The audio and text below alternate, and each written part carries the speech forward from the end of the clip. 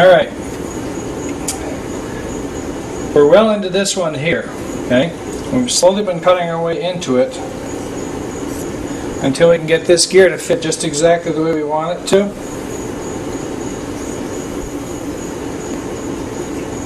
Getting closer, getting closer. Okay, a little too tight yet. We got her to go in. Now we want to loosen it up just a little.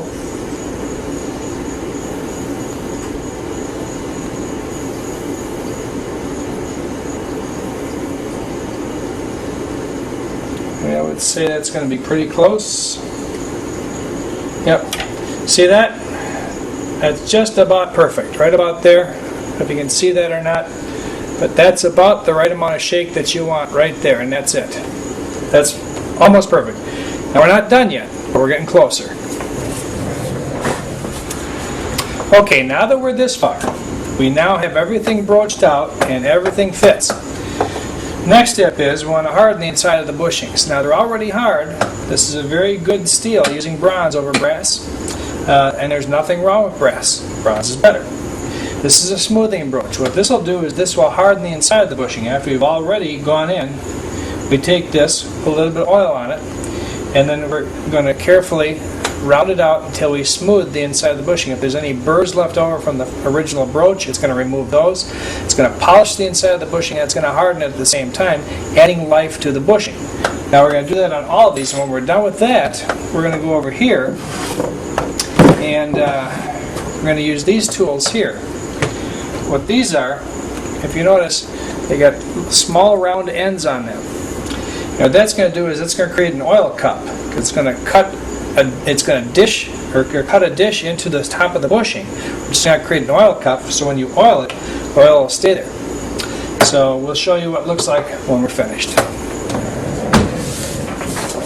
Okay, we've just finished with that. Now, what we're going to be doing next is we're going to be doing a partial assembly, which we've started doing here. We're going to use just the pieces that we've worked on. Alright, and the reason we're going to do that is we want to make sure that everything lines up exactly the way we want. Check end shake and side shake and make sure that it's perfect. Because if it's not, we're going to pull out the bushing and redo the bushing. Very common that we end up with one, maybe even two that we end up redoing. Because it has to be perfect, okay? Now, when we're all done with this, what we're going to do is unassemble it, and we're going to put on what I call the presidential polish. Now, that's a secret, and I'm not going to tell you what we do. But this thing is going to shine like beyond brand new. Okay, everything's going to it's going to hurt your eyes when the sun hits it. So, I'm not going to tell you my secret, but you'll see it just before it goes in the cleaner. When we're done, it's going to get cleaned and rinsed again, and then we'll be putting it together. Okay, here we are, and the first phase of the cleaning is done. Or actually, technically it's the second phase, because now that we've got the parts in here, they've been polished and cleaned. As you can see, here they are. Notice how much shinier they are already, and we're not even done. It has to go over in this machine yet. Now we're going to take compressed air, spray this off, move them over here, and then you'll see them when we make the next step. Alright, now what you're looking at is the back plate of the movement. We've polished it up, and we'd like it to keep that appearance. So we've taken and pegged all the different bushings, all the holes on here.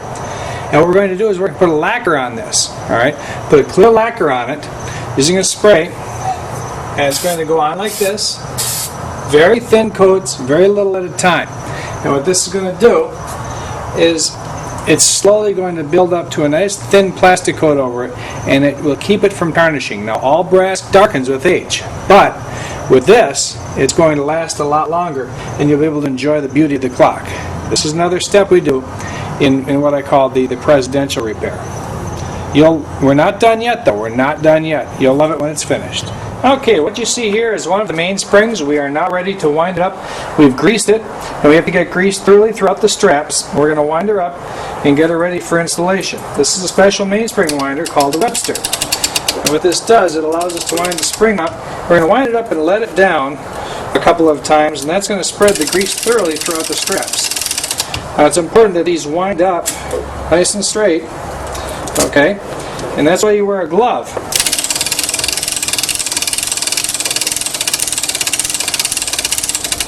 Okay, there's that. Now we're going to let it down.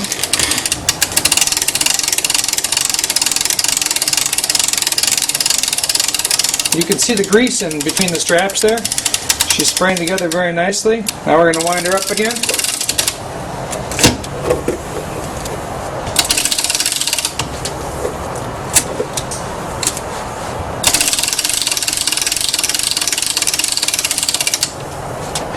Now we're going to lock it down with a mainspring lock.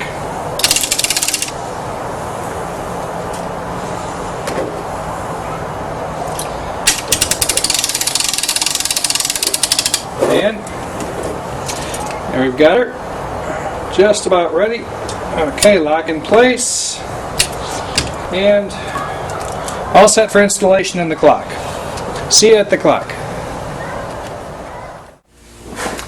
Okay, now we are finally at a point where we can start to assemble the clock. We've got our lacquered plates here and here. These are the springs that we just greased up and gotten ready to go. And these are the parts. Now, I've been doing this for a long time, so I don't recommend that you try this yourself. Or if you do want to learn clock repair, I recommend that you start on something that if it gets wrecked, again, you're okay with that. You know, plan on throwing it away. Matter of fact, plan on throwing your first 10 away. I strongly suggest that you do that. There is, however, a method to assembling these, and it's from biggest to smallest. Whatever the biggest parts are, they're normally the parts that fit in first, with the smallest parts going in thereafter. Now, I could probably do this in my sleep, but I'll keep my eyes open because I'm sure the customer would appreciate it better. So, I will finish assembling this, and then, when I'm done, we'll turn the camera back on and get a good look at how she looks completely assembled. Alright. By the way, the lacquer turned out perfect, and these plates, now that they're lacquered, should not tarnish for, probably 10 to 15 years before they even start to tarnish, which is exactly what you want. It doesn't add any life to the clock, but it certainly adds quite a bit of looks. So as you can see, it is a very nice looking piece. We'll see you again when it's finished. Alright, we're a little closer here now. As you can see, everything is exactly where it needs to go. The only part that we have yet to put on has to do with the time adjustment. Now, I've noticed a couple of spots here that need some adjusting. We may have to pull it apart once, maybe twice.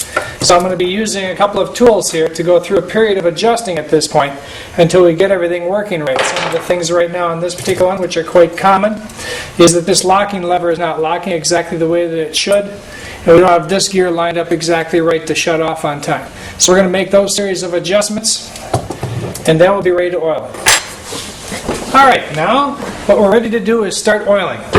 We've taken the keepers off the mainspring, so we're all set there. And this is clock oil number 859. Now this is what a lot of us use, if you take a look at the label there. And it's a very expensive oil. This little bottle here is around $65. And it takes very little oil. And this is a synthetic clock oil. Years ago they used to use whale oil to oil clocks. Now obviously with whaling and the laws and such, that was outlawed. And with the advent of many different synthetics over the past few years, they came out with clock oil number 859 about 16 years ago. And it's been widely used by clockmakers across the United States. Considered to be one of the finest synthetics out there. Long life. You can easily go 2 or 3 or even 4 years before you have to re-oil the movement with the use of it. And we're going to use these small oilers here, and these are called dip oilers. And I don't know if you can see that or not, but the end is a little tiny flat end.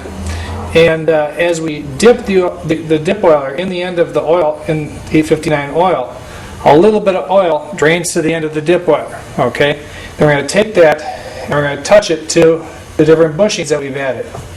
And we're going to oil each one of these with just the right amount of oil. Now, what's the right amount of oil? Well, if the oil runs, obviously it's too much, and too little isn't good either. That's really a judgment call on the clockmaker, but there is an illustration that shows how much oil is too much and how much oil is too little. So this will take us a few minutes, maybe 20 minutes to go through and oil it properly, and then we'll be ready to test run it.